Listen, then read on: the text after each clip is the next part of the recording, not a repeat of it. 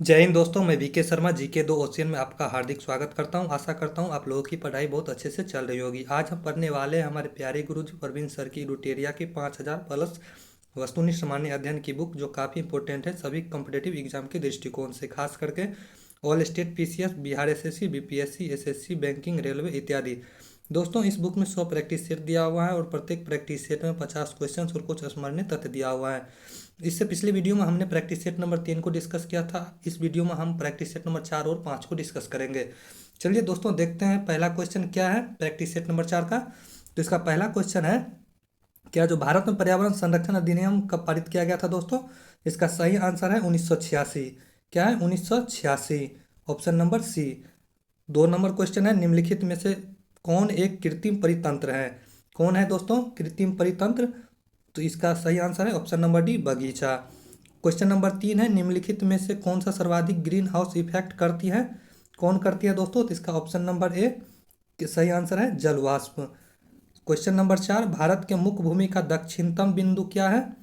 क्या है दोस्तों? तो कन्याकुमारी। चलिए अगला क्वेश्चन देखते हैं। क्वेश्चन नंबर 5, भारत में किस प्रकार का वन सर्वाधिक भाग में पाया जाता है? तो इसका सही आंसर है ऑप्शन नंबर बी, उष्ण कटिबंधीय पर्णपाती वन। चलिए अगला क्वेश्चन देखते हैं दोस्तों। क्वेश्चन नंबर 6, क्या निम्नलिखित कथनों में कौन सही है? एक में है, हिमालय के पश्चिमी भाग की अपेक्षा पूर्वी भाग में अधिक विविधता पाई जाती है। 2 में है, हिमालय के पश्चिमी भाग की अपेक्षा पूर्वी भाग की चौड़ाई अधिक है। दोस्तों, इसका सही आंसर है ऑप्शन नंबर ए, केवल एक। क्या है केवल एक में? तो हिमालय के पश्चिमी भाग की अपेक्षा पूर्वी भाग में अधिक विविधता पाई जाती है। क्वेश्चन नंबर 7 में है, अरब सागर में गिरने वाली भारत की सबसे बड़ी प्रायद्वीपीय नदी कौन सी है? दोस्तों, क्वेश्चन नंबर 7 का सही आंसर है ऑप्शन नंबर सी, नर्मदा। चलिए अगला क्वेश्चन देखते हैं। चाय की खेती के लिए निम्न में से कौन सी मिट्टी सबसे उपयुक्त है? दोस्तों, क्वेश्चन नंबर 8 का सही आंसर है ऑप्शन नंबर ए, अम्लीय मिट्टी सबसे ज़्यादा उपयुक्त होती है चाय की खेती के लिए। अगला क्वेश्चन है क्वेश्चन नंबर 9, क्या है? तो मानसून निर्वात होता है, मानसून निवर्तन होता है। इसका सही आंसर है दोस्तों क्वेश्चन नंबर 9 का क्या? तो ऑप्शन नंबर डी, उत्तर पश्चिमी भारत से बंगाल की खाड़ी। चलिए अगला क्वेश्चन देखते हैं। वेनेजुएला की राजधानी कहाँ पे है दोस्तों? तो क्वेश्चन नंबर 10 का सही आंसर है ऑप्शन नंबर ए, काराकस। चलिए अगला क्वेश्चन देखते हैं दोस्तों। Question number 11। क्वेश्चन नंबर 11 में क्या है दोस्तों? निम्नलिखित में से कौन सुमेलित नहीं है? भारत चक्रवात, चीन typhoon, Australia willy willy, America Baguio. दोस्तों, क्वेश्चन नंबर 11 का सही आंसर है ऑप्शन नंबर डी, अमेरिका। चलिए अमेरिका में बागियों, ये गलत है। चलिए अगला क्वेश्चन देखते हैं। क्वेश्चन नंबर 12, कोरल रीफ या परवाल भित्ति मुख्यतः कहाँ पर पाई जाती है? कोरल रीफ या परवाल भित्ति कहाँ पे पाई जाती हैं दोस्तों? क्वेश्चन नंबर 12 का सही आंसर है ऑप्शन नंबर सी, कर्क एवं मकर रेखा के बीच। क्या है? कर्क एवं मकर रेखा के बीच। अगला क्वेश्चन है क्वेश्चन नंबर 13, स्वर्ण सिंह समिति का संबंध किससे है? क्वेश्चन नंबर 13 का सही आंसर है दोस्तों ऑप्शन नंबर सी, मूल कर्तव्यों से। क्या है? मूल कर्तव्यों से। क्वेश्चन नंबर 14 क्या है? नियोजित एवं मानवीय कार्य दशाओं तथा मातृत्व सहायता के लिए उपबंध संविधान के किस अनुच्छेद में किया गया है दोस्तों? तो क्वेश्चन नंबर 14 का सही आंसर है दोस्तों कितना? तो ऑप्शन नंबर सी, अनुच्छेद 42।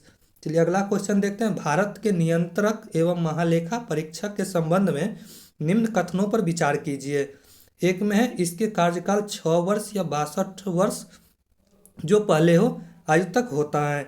2 में है, यह राष्ट्रीय राष्ट्रपति के प्रसाद पर्यंत अपने पद पर बना रहता है। 3 में है, इसके वेतन एवं अन्य सेवा शर्तें राष्ट्रपति द्वारा निर्धारित होती है। इसका सही आंसर है दोस्तों क्वेश्चन नंबर 15 का कितना? तो ऑप्शन नंबर डी, उपयुक्त में से सभी। क्या है? 1, 2 और 3 तीनों सही है दोस्तों। अगला क्वेश्चन देखते हैं। Question number 16। 16 में, राज्यों में मुख्यमंत्री समेत मंत्रियों की अधिकतम संख्या विधानसभा की कुल सदस्य के कितने प्रतिशत से अधिक नहीं होनी चाहिए? कितना नहीं होनी चाहिए दोस्तों? तो क्वेश्चन नंबर 16 का सही आंसर है कितना? तो ऑप्शन नंबर सी, 15%। चलिए अगला क्वेश्चन देखते हैं। क्वेश्चन नंबर 17, रीट जारी करना उच्चतम न्यायालय के किस क्षेत्राधिकार में आता है? क्वेश्चन नंबर 17 का सही आंसर है ऑप्शन नंबर बी, न्यायाधीश क्षेत्राधिकार। क्या है? न्यायाधीश क्षेत्राधिकार। क्वेश्चन नंबर 18, दल बदल अधिनियम संबंधित संशोधन कब पारित किया गया था? दल बदल अधिनियम संबंधित संशोधन कब पारित किया गया था? तो इसका सही आंसर है 1985। Option number B 1985। चलिए अगला क्वेश्चन देखते हैं। अगला क्वेश्चन है, सर्वप्रथम प्रत्यक्ष चुनाव का प्रावधान निम्नलिखित में से किस अधिनियम द्वारा किया गया है? दोस्तों सर्वप्रथम प्रत्यक्ष चुनाव का प्रावधान जो है ये भारत शासन अधिनियम 1919 के द्वारा किया गया। तो इसका सही आंसर हो जाएगा दोस्तों ऑप्शन नंबर सी, भारत शासन अधिनियम 1919। चलिए अगला क्वेश्चन देखते हैं दोस्तों। क्वेश्चन नंबर 20, प्रधानमंत्री का राष्ट्रपति को सूचनाएं प्रदान करने संबंधित कर्तव्यों का उल्लेख किस अनुच्छेद में है? दोस्तों ऑप्शन नंबर इसका हो जाएगा कितना? तो डी, अनुच्छेद 78 में। चलिए अगला क्वेश्चन देखते हैं। निम्नलिखित में से कौन सा देश प्रातः काल शांति की भूमि, land of the morning calm के नाम से जाना जाता है? दोस्तों इसका सही आंसर है ऑप्शन नंबर बी, दक्षिण कोरिया। दक्षिण कोरिया को जो है प्रातः काल का शांति की भूमि कहा जाता है। अगला क्वेश्चन है क्वेश्चन नंबर 22, विश्व जल संरक्षण दिवस कब मनाया जाता है दोस्तों? तो कब? 22 मार्च को। अगला क्वेश्चन है क्वेश्चन नंबर 23, स्वदेशी और बहिष्कार आंदोलन का अनुमोदन कांग्रेस के किस अधिवेशन में किया गया था? किस अधिवेशन में किया गया था दोस्तों? तो बनारस अधिवेशन 1905 में। चलिए अगला क्वेश्चन देखते हैं क्वेश्चन नंबर 23। क्वेश्चन नंबर 23 क्या है दोस्तों? तो स्वदेशी और बहिष्कार आंदोलन का अनुमोदन कांग्रेस के किस अधिवेशन में हुआ था? इसका तो सही आंसर है दोस्तों ऑप्शन नंबर सी, बनारस अधिवेशन। अगला क्वेश्चन है, कांग्रेस की कार्य समिति में भारत विभाजन का प्रस्ताव कब पारित किया गया था दोस्तों? तो इसका सही आंसर है 14 जून 1947 को। कब? 14 जून 1947 को। संविधान सभा की प्रथम बैठक का आयोजन किस गवर्नर जनरल के द्वारा किया गया था दोस्तों? तो इसका सही आंसर हो जाएगा लॉर्ड वेवेल। लॉर्ड वेवेल के जो है संविधान सभा की प्रथम बैठक का आयोजन इसी के समय में हुआ था। चलिए अगला क्वेश्चन देखते हैं क्वेश्चन नंबर 26, मंगल पांडे ने प्रथम भारतीय स्वतंत्रता संग्राम की शुरुआत की, इसके उपरांत ब्रिटिश सरकार द्वारा उन्हें कब फांसी दी गई? इसका सही आंसर है दोस्तों 8 अप्रैल 1857। कितना है? 8 अप्रैल 1857। चलिए अगला क्वेश्चन देखते हैं दोस्तों क्वेश्चन नंबर 27, क्या है? बहावी आंदोलन का प्रमुख क्षेत्र नहीं रहा। कौन नहीं रहा दोस्तों? बंगाल, संयुक्त प्रांत, असम या इनमें से कोई नहीं? दोस्तों क्वेश्चन नंबर 27 का सही आंसर है असम। असम जो है ना बहावी आंदोलन का प्रमुख क्षेत्र नहीं रहा था। अगला क्वेश्चन है, पुस्तक एरिया ऑफ डार्कनेस के लेखक कौन है? पुस्तक एरिया ऑफ डार्कनेस का जो है लेखक है V.S. नाइपोल। कौन है दोस्तों? V.S. नाइपोल। चलिए अगला क्वेश्चन है 29 नंबर, इसमें कह रहा है सूची 1 को सूची 2 से सुमेलित कीजिए। दोस्तों इसका सही आंसर हो जाएगा क्या? तो ऑप्शन नंबर सी हो जाएगा। चलिए हम सुमेलित करते हैं, देखते हैं ऑप्शन नंबर सूची 1 में ए का सूची 2 में किससे सुमेलित होता है? तो सूरत की संधि कब हुई थी दोस्तों? तो सूरत की संधि 1775 में हुई थी। पूना की संधि कब हुई थी दोस्तों? तो 1817 में। पुरंदर की संधि कब हुई थी? 1665 में। देवगांव की संधि कब हुई थी दोस्तों? तो 1803 में। चलिए अगला क्वेश्चन देखते हैं दोस्तों क्वेश्चन नंबर 30, क्या है दोस्तों? निम्नलिखित में से किस ग्रंथ से गुप्त काल के बारे में जानकारी मिलती है? किस ग्रंथ से दोस्तों? तो इसका सही आंसर है मृक्षकटिकम। मृक्षकटिकम जो है ऑप्शन नंबर ए इसका सही आंसर है। चलिए अगला क्वेश्चन देखते हैं क्वेश्चन नंबर 31, कलिंग शासक खारवेल किस धर्म का अनुयायी था? किस धर्म का था दोस्तों? तो इसका सही आंसर है जैन धर्म का। चलिए अगला क्वेश्चन देखते हैं, भीतरी स्तंभ अभिलेख किस शासक से संबंधित हैं? भीतरी स्तंभ अभिलेख किस शासक से हैं? तो स्कंदगुप्त से हैं। चलिए अगला क्वेश्चन देखते हैं, दक्षिण भारत में स्थित कैलाशनाथ मंदिर किस शासकों के द्वारा निर्मित की गई? किस शासकों के द्वारा निर्मित की गई दोस्तों? तो इसका सही आंसर है पल्लव शासकों के द्वारा। ऑप्शन नंबर बी, पल्लव शासकों के द्वारा। चलिए अगला क्वेश्चन देखते हैं दोस्तों क्वेश्चन नंबर 34, सिकंदर की मृत्यु के बाद भारत ने अपनी गर्दन से दास्ता का जुआ उतार फेंका, साथ ही अपने गवर्नरों की हत्या कर दी। इस मुक्ति युद्ध का नायक सेड्रोकोटस था। चंद्रगुप्त के विषय में यह किसने लिखा था दोस्तों? तो इसका 34 का सही आंसर हो जाएगा एरियन ने लिखा था दोस्तों। चलिए अगला क्वेश्चन है, ध्वनि का प्रभाव मानव के मस्तिष्क में संवेदन कितने समय तक रहता है? कितने समय तक? तो 1/10 सेकेंड तक। 1/10वां भाग जो है उतने सेकंड तक रहता है। नेत्र में प्रवेश करने वाले प्रकाश की मात्रा का नियंत्रण निम्न में से किस अंग द्वारा किया जाता है? किस अंग द्वारा दोस्तों? तो आइरिस के द्वारा किया जाता है। अगला क्वेश्चन है क्वेश्चन नंबर 37। क्या रक्त की अशुद्धियाँ किस अंग में जाकर छनती हैं? रक्त की अशुद्धियाँ जो है किस अंग में जाकर छनती है दोस्तों? तो क्वेश्चन नंबर 37 का सही आंसर हो जाएगा ऑप्शन नंबर बी, वृक्क में। चलिए अगला क्वेश्चन है, रक्त का कितना प्रतिशत भाग प्लाज्मा होता है? कितना प्रतिशत भाग प्लाज्मा होता है दोस्तों? तो इसका सही आंसर है ऑप्शन नंबर सी, 55 से 60%। अगला क्वेश्चन है, एक पौधे पर पुष्पन होने के लिए उत्तरदायी हार्मोन है, कौन सा है दोस्तों? तो फ्लोरिजीन। क्या है दोस्तों? फ्लोरिजीन। फ्लोरिजीन के कारण ही जो है एक पौधे पर पुष्प उगता है। अगला क्वेश्चन है, इंद्रधनुष किसके कारण होता है दोस्तों? किसके कारण इंद्रधनुष होता है? तो परावर्तन और अपवर्तन दोनों के कारण होता है। अगला क्वेश्चन है क्वेश्चन नंबर 41, एक ही पदार्थ के अणुओं के बीच कार्यकारी आकर्षक बल को क्या कहा जाता है? क्या कहा जाता है दोस्तों? तो इसका सही आंसर हो जाएगा ससंजक बल। क्या है? ऑप्शन नंबर डी, ससंजक बल। चलिए अगला क्वेश्चन देखते हैं क्वेश्चन नंबर 42, किसी अभिक्रिया में भाग लेने वाले पदार्थ क्या कहलाता है? किसी अभिक्रिया में भाग लेने वाले पदार्थ को क्या कहते हैं दोस्तों? तो इसको हम अभिकारक कहते हैं। क्या कहते हैं? अभिकारक। चलिए अगला क्वेश्चन है दोस्तों क्वेश्चन नंबर 43।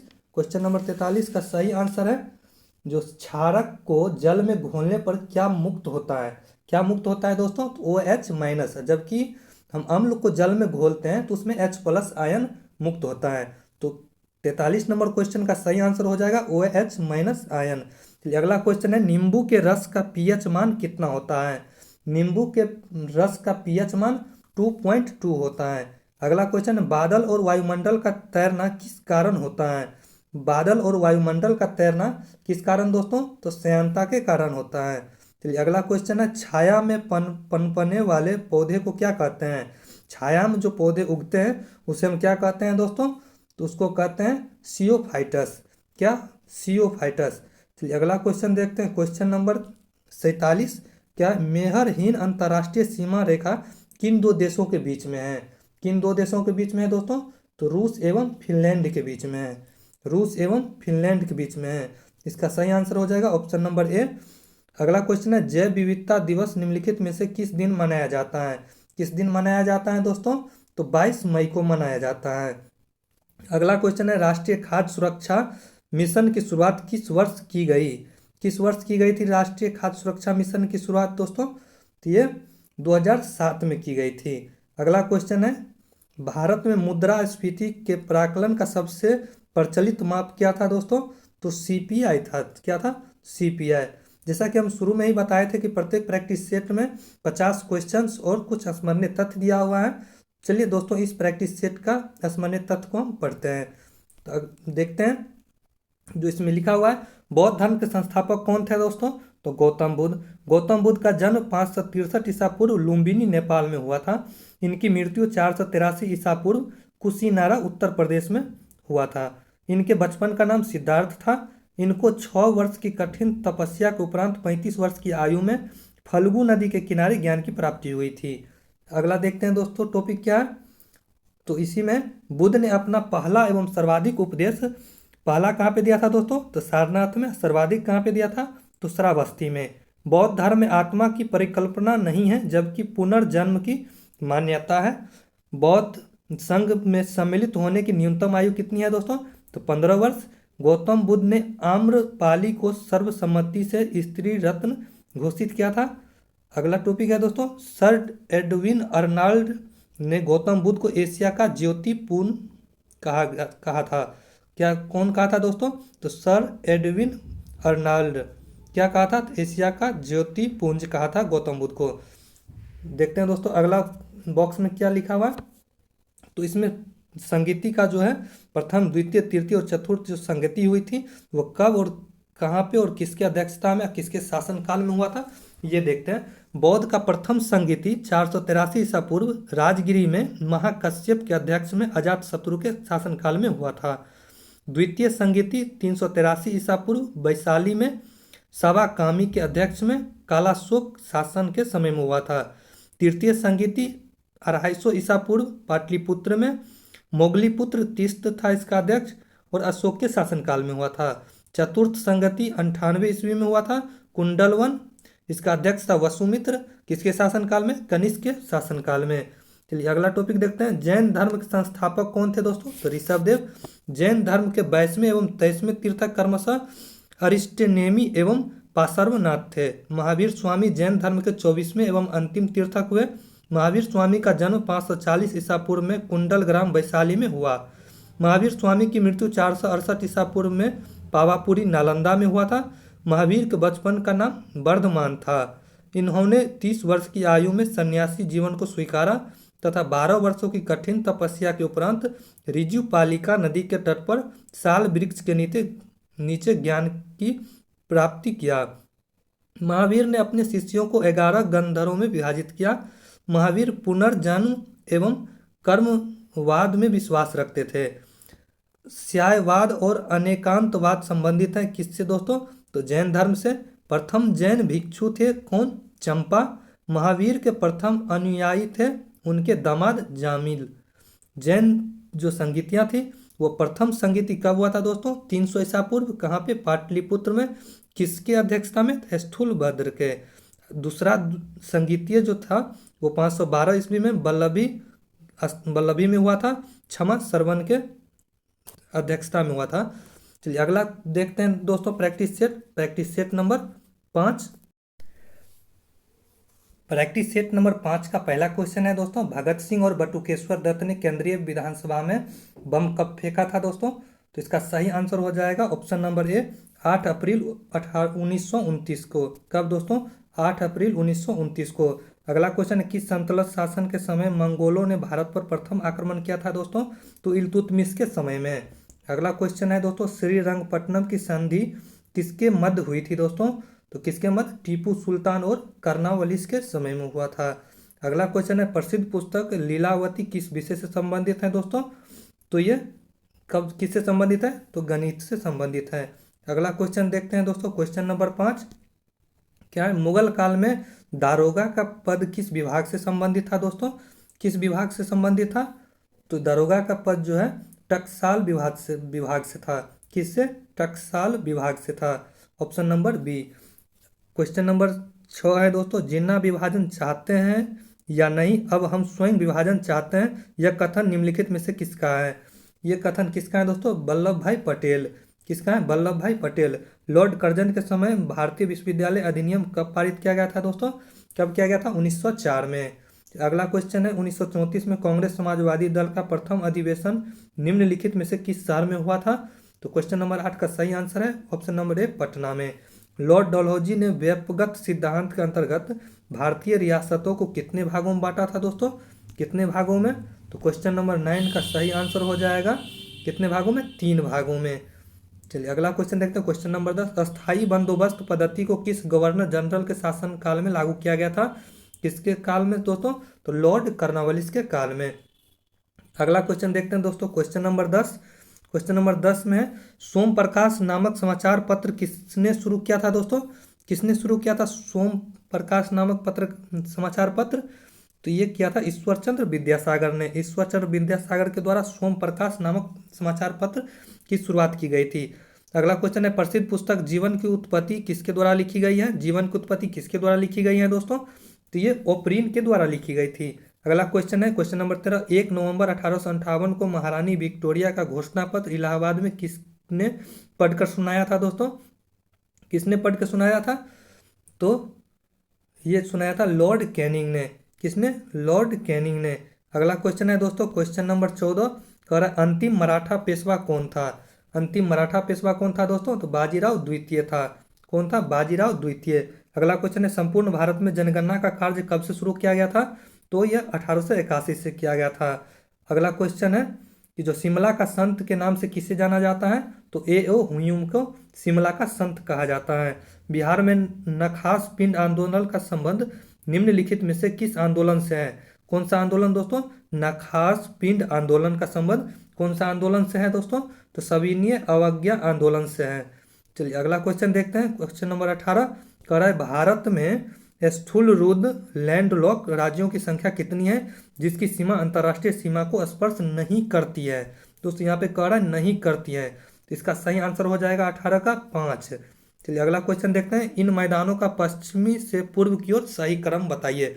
पश्चिम से पूर्व की ओर मगध का मैदान, मिथिला का मैदान, अवध का मैदान या रुहेलखंड का मैदान। तो इसका सही जो है पश्चिम से पूर्व की ओर हो जाएगा। पहले हो जाएगा रुहेलखंड का मैदान, उसके बाद हो जाएगा दोस्तों अवध का मैदान, उसके बाद हो जाएगा मगध का मैदान, उसके बाद हो जाएगा मिथिला का मैदान। तो इसका सही आंसर है ऑप्शन नंबर डी।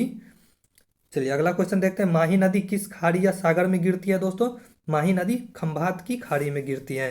चलिए अगला क्वेश्चन देखते हैं दोस्तों। क्वेश्चन नंबर 20 कह रहा है तालचेर उड़ीसा में जो है किस लिए प्रसिद्ध है। तालचेर जो है जो कि उड़ीसा में है वो किस लिए प्रसिद्ध है दोस्तों? तो कोयला खान के लिए प्रसिद्ध है। किस लिए? तो कोयला खान के लिए। इसका सही आंसर हो जाएगा ऑप्शन नंबर बी। अगला क्वेश्चन है थारू जनजाति किस प्रदेश में नहीं मिलती है। थारू जनजाति किस प्रदेश में नहीं मिलती है दोस्तों? तो जम्मू कश्मीर में नहीं मिलती है, जबकि कहाँ कहाँ मिलती है? तो बिहार में, उत्तराखंड में, उत्तर प्रदेश में मिलती हैं दोस्तों। अगला क्वेश्चन है विश्व की सबसे बड़ी प्लेट कौन सी है दोस्तों? तो इसका सबसे बड़ा प्लेट जो है प्रशांत प्लेट है। अगला क्वेश्चन है भूमिगत जल समस्त जल राशि का कितना प्रतिशत जल संचय करती है दोस्तों? कितना प्रतिशत? तो 0.68% जल संचय करती है। अगला क्वेश्चन देखते हैं। क्वेश्चन नंबर 25 कह रहा है कि नामीब मरुस्थल का विस्तार निम्नलिखित में से किन देशों में है।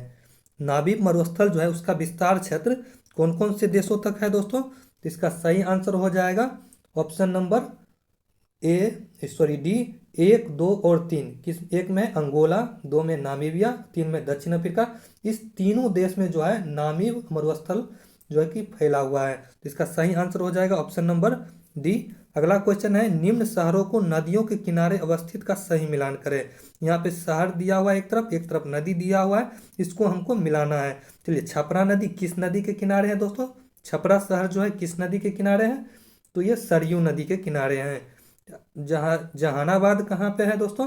जहानाबाद किस नदी के किनारे हैं? तो ये दरघा नदी के किनारे हैं। दरभंगा किस नदी के किनारे हैं? तो बागमती नदी के किनारे हैं। फतुहाहा तो ये पुनपुन नदी के किनारे हैं। 26 नंबर क्वेश्चन का सही आंसर है दोस्तों ऑप्शन नंबर सी। चलिए अगला क्वेश्चन देखते हैं। घूमती हुई वस्तुओं की गति मापने का यंत्र क्या कहलाता है?